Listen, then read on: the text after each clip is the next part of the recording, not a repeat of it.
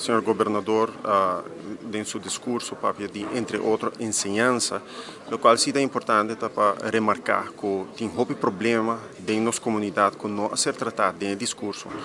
Por exemplo, a problemática de criminalidade e pobreza crescente em nossa comunidade.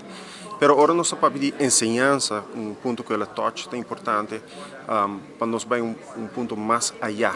Nós sabemos de elevar o nível de ensinança e verdade. O nível está malo, no momento aqui, agora que nós mandamos estudantes na Holanda, 80% de nossos estudantes que vai na Holanda está fracassado. Isso significa que nossa ensinança está em uma situação deplorável. Mas ser melhorar isso aí, seguro que sim. Pero o problema está que nós sabemos fazer para os cidadãos que não, para criar oportunidade para os cidadãos que não. Hope de nós cidadãos não chega mais leu com o marro, que nós estamos tentando de melhorar a ensinança para que é meta para coisa que está papia de uma melhor acoplação com o werkveld, com o trabalho, pero como quer realizar isso aqui, plano para realizar isso aqui tá.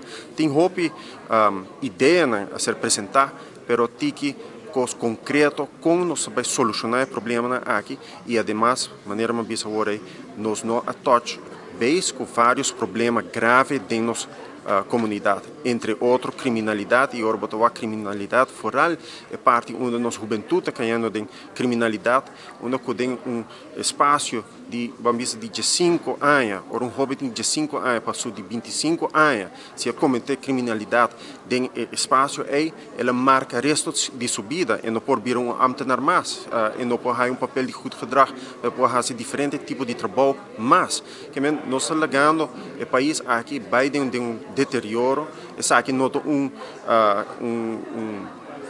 tendência de último 4 anos, 8 anos, não, essa aqui está resultado de 37 anos de tipo de governação que nós temos. E é importante para nós reflexionar como nós atraja como parlamento, o que nós fazemos para o povo aqui, o que o governo faz, o que nós fazemos com o nosso aparato governamental, o que nós fazemos para criar país que está realmente próspero para cada cidadão. E me quer e não, nós temos caminho para cá.